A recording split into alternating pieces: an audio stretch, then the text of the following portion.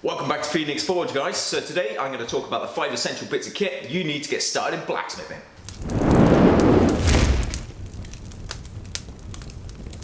So, we don't need very much kit in blacksmithing to get started. The essentials: something to get things hot, something to hit things on, something to hit things with, something to hold stuff with, and something to cut the steel at the end. So when it comes to fire, there's two main ways of getting steel hot in the workshop. We've got the coke forge, or we've got the gas forge, and there are lots of other ways of getting stuff hot, but they're the main two.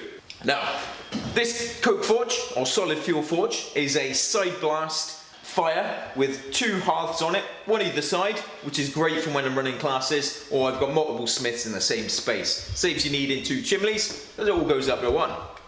So your side blast forge is basically a great big sand pit with some coal thrown on top.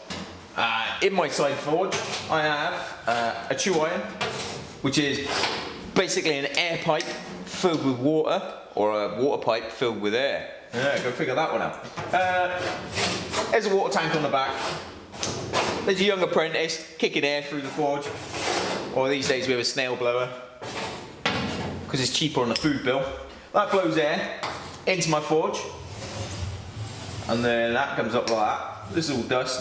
That's the back of the forge, and that's all dust too. So most of my forge is actually an inert. It's ash from the coal burning, or it's sand. Doesn't really matter what it is, so long as it's inert and it's not going to burn. Basically, I dig out a pit each time, fill it up with kindling, fill it up with paper, set the damn thing on fire. And I will be covering how to light the forge in an upcoming video. So that's on fire, and that's how that forge works. You do get bottom blast forges, which a lot of Americans use. They're quite cool too, but I don't use them in my workshop. So the other cool way of getting stuff hot in the workshop is with a gas forge like this one. This one is one I built myself with some help from my assistant, and it's a ribbon burner gas forge, forced air blower. So this thing gets steel, up to a welding heat, no time at all. Absolutely brilliant. A little bit big for the little hobbyist, but great bit of kit for the commercial workshop. We love it. Now, the second most important bit of kit in the blacksmith's workshop is, of course, your anvil. You need something to smash hot metal on. Now, you can run out to the shops and spend thousands of pounds buying all the kit, or you could be a bit more sensible and a bit more savvy and get yourself something like an old sledgehammer head and forge on top of one of those. Now, if you're starting out and you just want to have a play, that's probably a much cheaper option. I think I can pick this up off the car boot sale or off eBay for about a tenner. Costs basically nothing. And to prove a point, in an upcoming video, I will forge something out on the top of one of those and make a little stump anvil out of a sledgehammer head. So keep your eyes peeled for that one. Alternatively, you could get something a little bit bigger. Now, again, this is an old sledgehammer head, or possibly it's a head off a blacker power hammer. So one of the old health hammers. And, clean that up with an angle grinder, be absolutely fine for doing a bit of forging, especially for doing a bit of bladesmithing, something like that. I could turn it sideways. I've even got a pretty hole in the damn thing. Brilliant. So once you've rushed out the shops and got yourself an anvil, the next thing you need on your list are hammers. Now, there are three main types of hammers we use in the blacksmith shop. You've got your crossbeam hammer, as such.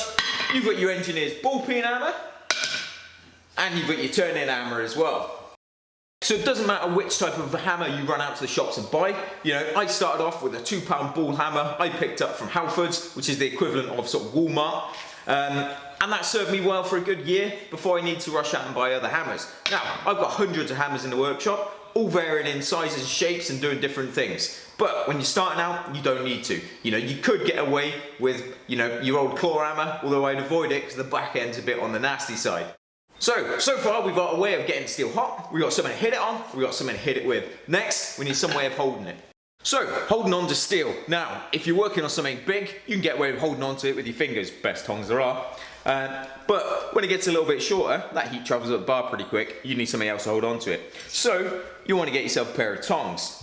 Now, when it's starting in blacksmithing, you don't need to rush to the shops and buy hundreds of pairs of tongs, you need 3 pairs. We need a pair of flat bits, we need a pair of hollow bits, and we need a pair of wolf jaws. And I'll cover that in a separate video. Now, the other important thing you need in the workshop is some means of cutting your steel. Now, yes, you can run out and get yourself a 9-inch angle grinder with a cutting disc on it. You can go out and get a bandsaw, all these other big fancy bits of kit. Cheapest, easiest way of doing it, hot chisel. Stick your bar in the fire, warm it up, get your hot chisel out, give it a good clout on your bit of steel, and you can cut your piece of steel up. Also, you can split your bar up the length, you can cut bits off, you can carve, you can do all sorts of functions. Now the other option for that as well is a hot cut hardy, which obviously drops in the hardy hole on my anvil, allows me to cut some steel off. So, those are the 5 essential bits of kit you need in the blacksmith shop to get started. Yes, you can run out and buy power hammers, milling machines, hydraulic presses, all the big fun toys, but you don't need them when you're starting out. In the rest of this series on essential blacksmithing skills, I'm going to cover how to make some of the essential bits of kit, like hammers and tongs, punches, chisels, all those bits of kit, as well as covering some of the other essential skills that you need. Because at the end of the day, there's only 5 processes in forging. You've got forging, forming, bending, cutting, and joining. And I'm going to cover those in this series. So remember to click like and subscribe, hit that notification tab as well, and we'll see you next time at Phoenix Forge.